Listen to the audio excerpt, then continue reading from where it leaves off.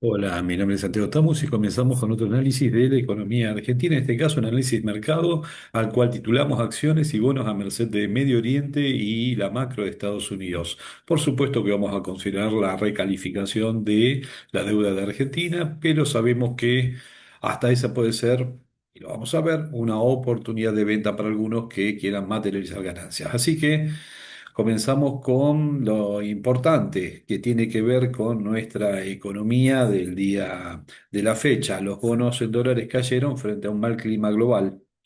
El riesgo país nuevamente se fue encima de los 500 puntos, está hace semanas bajando a un nivel por debajo de los 500, 480, 470 y después vuelve otra vez a los 500. Eso está demostrando que algunos están aprovechando la suba de los bonos para materializar ganancias, seguramente para volver a posicionarse. Otros ven la oportunidad de ingreso cuando el riesgo país llega a los 500 puntos y no es de sorprender que durante el día jueves exista una suba de los bonos, dado que muchos aprovechen para ingresar, dada la autorización de hacerlo a partir de una recalificación o la sensibilidad en sus decisiones de una calificadora de riesgo. Ahora les recomendaría que consideren una observación de la historia del riesgo país argentino. Por ejemplo, en el año 2018, todo el mundo recuerda la crisis del año 2018, crisis cambiaria que se dio ese año, el riesgo país al comienzo del año era de menos de 300 puntos y una calificación incluso superior a la que ahora detentamos. Para mayo de ese año, el riesgo país llega a los 400 de riesgo país y termina en 800 puntos. O sea, el riesgo país no solamente tiene una tendencia hacia la baja a veces, sino que después, dada la coyuntura, dado la evidencia de problemas estructurales y por supuesto también el contexto internacional, puede pasar de un año de 300 puntos a terminar el año en 800 puntos. O sea que debemos observar más que nada los factores determinantes de las expectativas a futuro de la posibilidad de repago de la deuda argentina, que claramente si mantenemos superávit fiscal basado en una situación estructuralmente capaz de generar ese superávit, no solamente postergar pagos a futuro, reconocer desajustes de 3 años atrás con, por ejemplo, las universidades.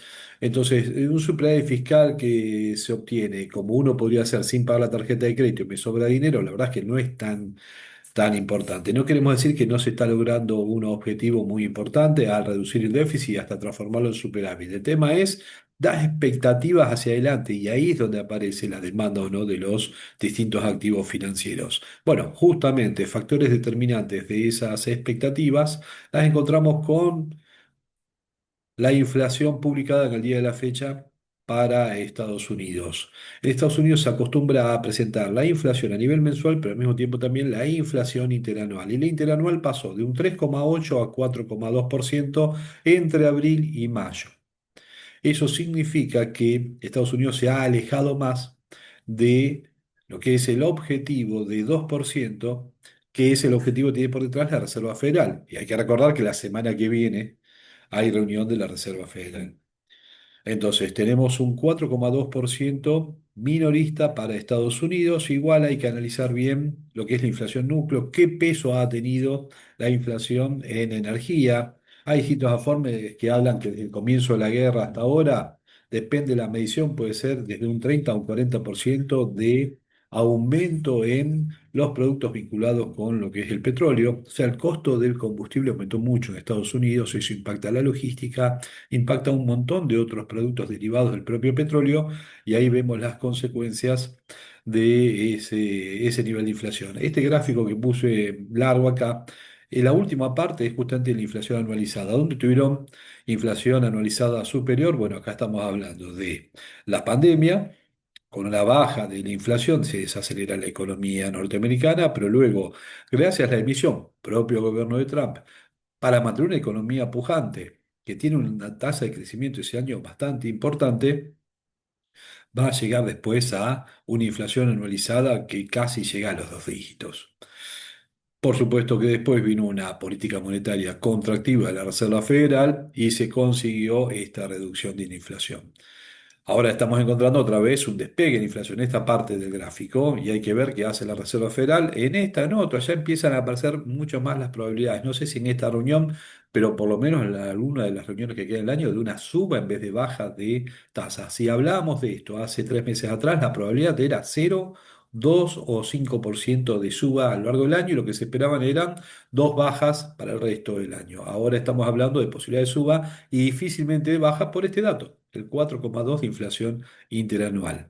Y al mismo tiempo, bueno, este es directamente el informe del desempleo en Estados Unidos. Esto es sacado directamente de la fuente original que corresponde a la oficina que presenta este informe de desempleo, que habla de, donde estoy moviendo el cursor, 4,3% de desempleo, y de ahí después hace todo un desglose correspondiente al mercado, la cantidad de puestos de trabajo. Habíamos hecho referencia en un video anterior de los 172.000 puestos de trabajo que se generaron en mayo, cambiando totalmente con respecto a lo que se esperaba, que eran cerca de 70.000, o sea que el mercado norteamericano está creando empleo y la inflación está por encima de el target de la Reserva Federal.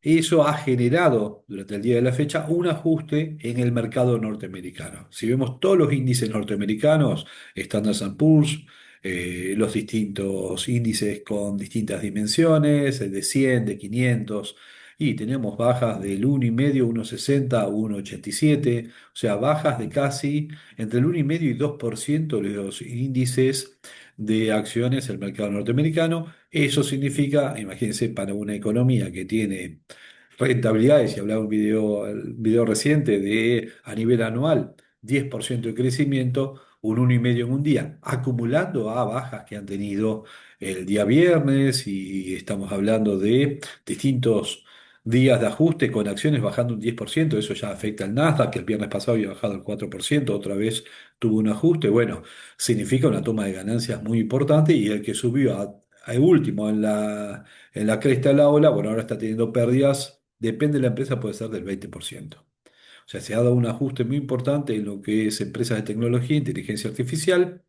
Veremos si esto se mantiene en el día de mañana y hacia adelante, pero no habría otra información que lleve a una retroalimentación positiva hacia el valor de esta empresa, porque además aparece otro problema, otro condicionante, y es que, bueno, más allá de la complicación de la Fed, y es el enfrentamiento en Medio Oriente de Estados Unidos, Israel con Irán, que durante el día de la fecha tuvo una expansión exponencial.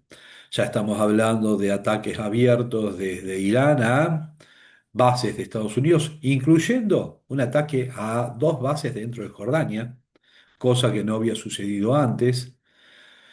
Y también, por supuesto, los otros países que sí habían sido atacados antes. Pero Estados Unidos entonces, antes y después, se despachó con decenas de misiles a distintos puntos específicos de Irán, además de bombardeos. Durante la tarde uno podía ver, si tiene un canal de Telegram que muestre información vinculado con este tipo de conflictos, aviones caza sobrevolando el cielo de Teherán. O sea que encontramos un momento de nuevo incremento del conflicto que no pasaba hacía meses a este nivel. Por supuesto, esto repercute en el cierre del estrecho de Hormuz. Estados Unidos dice que se mantiene abierto, los iraníes dicen que está totalmente cerrado y que han atacado barcos. Se sabe que en una guerra lo primero que se pierde es la verdad, así que no sabremos exactamente qué es lo que está sucediendo, pero eso genera una repercusión negativa para nuestra economía, porque si vuelve a aumentar el precio del petróleo, si al mismo tiempo en Estados Unidos tenemos un incremento de la inflación, si la Reserva Federal entonces tiene más posibilidades de subir las tasas que bajar, a nosotros nos pueden hasta recalificar la deuda hacia abajo, bajando supuestamente nuestro riesgo país objetivo, pero el contexto internacional nos está afectando. Por eso es que, bueno, el Merval tuvo un comportamiento en donde en algún momento parecía que subía. Es más, lo que subían eran empresas como YPF, empresas de energía. Vista subió durante parte del día, después tuvieron sus ajustes y terminó casi neutro. terminó casi neutro, pero sobre todo por la composición del Merval y las empresas de energía teniendo un efecto positivo sobre otras empresas que estuvieron negativo y como el Merval es un promedio ponderado, entonces termina dando casi un resultado neutro. Si observamos, acá podemos ver un anual del Merval. Lo que estoy encontrándome es que sí, el Merval a nivel de un año tuvo una suba muy importante. Si lo vemos con un dólar casi estabilizado, tuvo una suba del 43%. Ahora, el Merval tuvo una recuperación.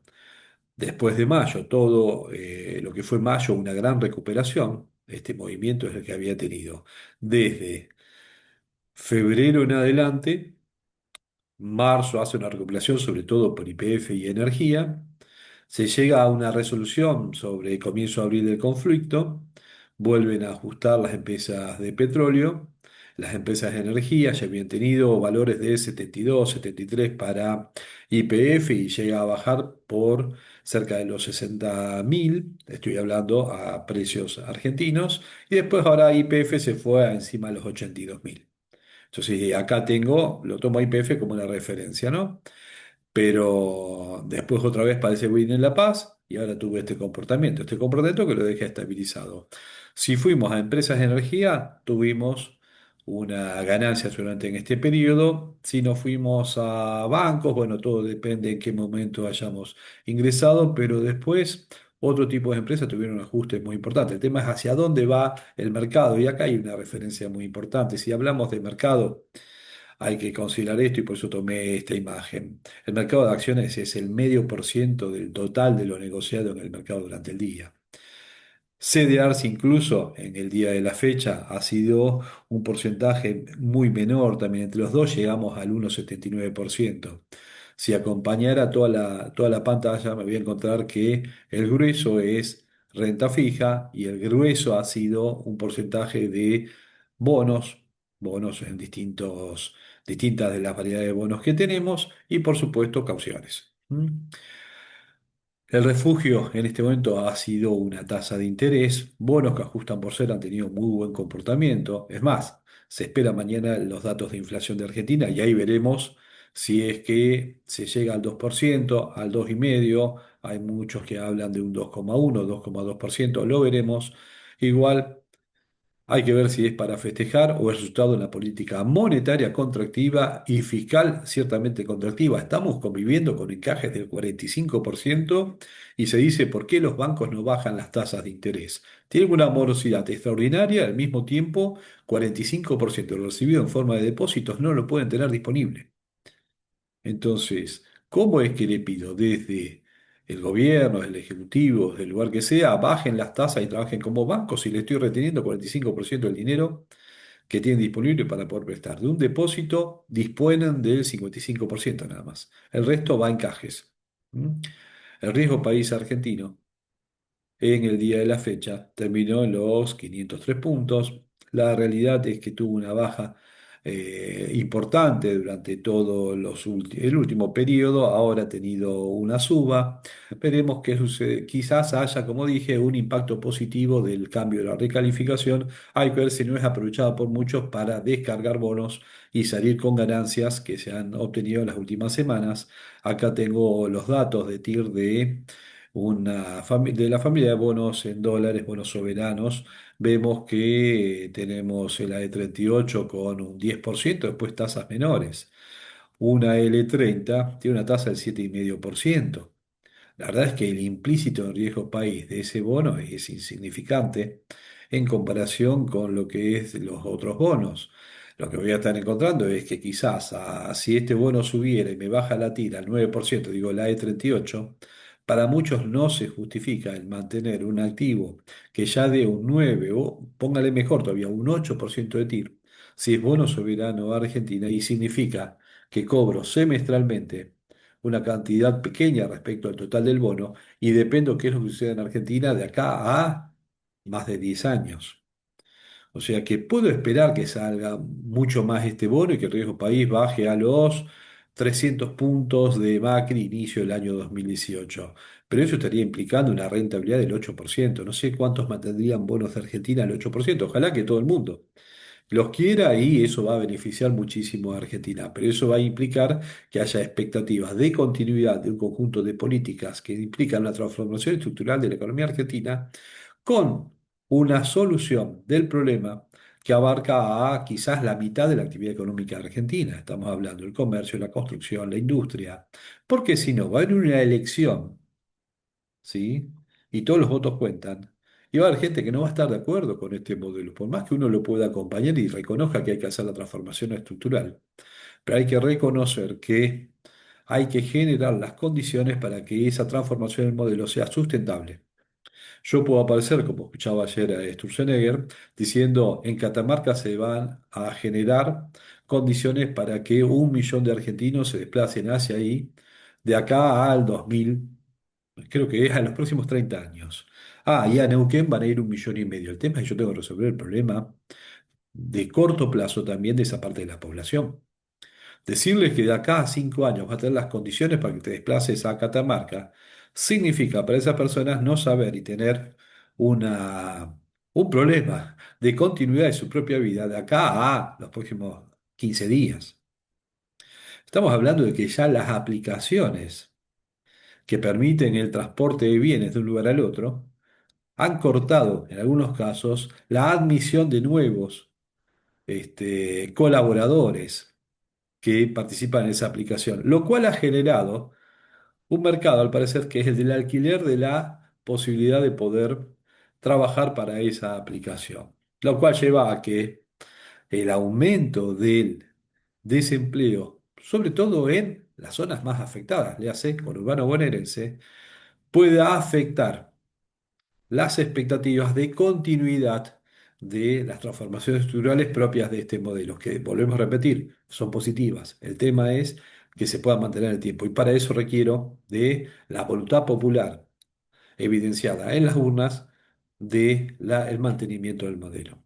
¿Mm? Y la verdad es que todos en el momento de las elecciones terminamos votando racionalmente en función, egoístamente, de nuestros propios objetivos particulares. ¿Mm? Algunos son nada más poder seguir viviendo. Y eso implica tener un ingreso tal que pueda permitir mi sustento. Volviendo a lo que son los bonos, acá tengo la E38, por eso hacía referencia, está por encima de la curva, o sea, es quizás una de las mejores alternativas para poder posicionarse.